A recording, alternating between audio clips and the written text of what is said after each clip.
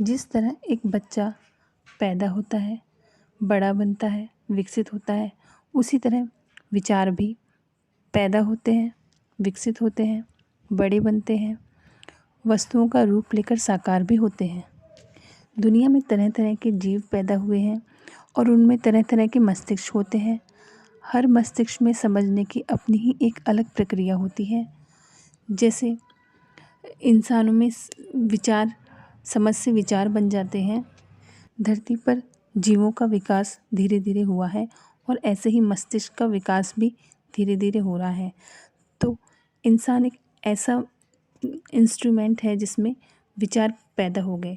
तो जब इंसान बना तो उसमें विचार पैदा हो गए और ये इंसान अपने से एक दूसरे से तीसरे इंसान में पीढ़ी दर पीढ़ी ये विचार आगे दिए जा रहे हैं।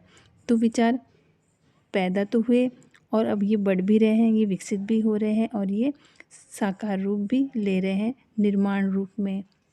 तो जैसे जीव पैदा होते हैं, विकसित होते हैं और अंत में मर जाते हैं, उसी प्रकार विचार भी पैदा हुआ, विकसित हुआ और अंत में मर जाता है। हम इंसान विचारों को ढोने वाले जीव हैं। जैसे हमारी हर कोशिका हमें जीवित रखने का काम कर रही है। एक नई कोशिका बनती है, फिर वो पुरानी होती है, फिर वो नई कोशिका को दे जाती है, खुद मर जाती है। वैसे ही हमारे जो विचार हैं हम पहले वाली पीढ़ी से हम लेते हैं, फिर हम उसको अपने माइंड में रखते हैं, फिर हम नेक्स्ट पीढ़ी को देते हैं। तो ये विचार शुरू में बने कहाँ से, आए कहाँ से और ये विचार हैं क्या, ये विचार क्यों ज़रूरी हैं, ये कई बार हमारे दिमाग में आते हैं इस तरह के सवाल। टकराहट की ध्वनि से ही वर्ण बने और उसी से ही अक्षर बन भाषा बन गई और उसी से ही विचार बनते चले गए। भाषा के कारण ही हमने प्रकृति की हर चीज़ों को एक नाम दे रखा है, दुनिया की हर चीज़ों को एक नाम दे रखा है। जैसे तोता, पेड़, पक्षी, समुद्र, पानी आदि। इन्हीं नामों के कारण जो पूरी प्रकृति एक पड़ी थी, हमने उसको सबको अलग अलग कर दिया। हमने अपने आप को भी बिल्कुल अलग कर दिया, क्योंकि हम सब बिन नामों के सब एक थे, पर हमने किसी को तोता बना दिया, किसी को पेड़ बना दिया, किसी को समुद्र बना दिया, किसी को पहाड़ बना दिया, खुद को कुछ नाम दे दिया। तो सबको हमने अलग अलग कर दिया। यहाँ पर मैं, तुम, हम, आप का निर्माण हुआ और इसी से जब सब चीज़ एक थी तब ना इधर था ना उधर था, ना कहीं आना था ना जाना था।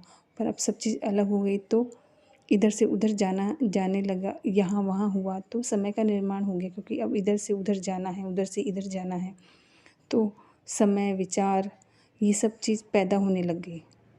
तो दुनिया के हर इंसान के मस्तिष्क में उसकी अपनी समझ का एक गुच्छा पड़ा है, जिसे ईगो कहते हैं।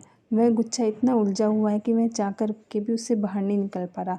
उसमें उसका मैं पड़ा है, उसका मैं निर्माण किया हुआ है उस गुच्छे में। उसने अपने आप को पता नहीं किन किन चीज़ों से जोड़ रखा है, जबकि वह मुक्त है। अगर वह समझ के इस गुच्छे को तोड़ दे तो वह हर जगह है, निःशब्द में है, मौन में है, निराकार में है, पर वह अपने आप को साकार में, शब्दों में, विचारों में ही मानता रहता है।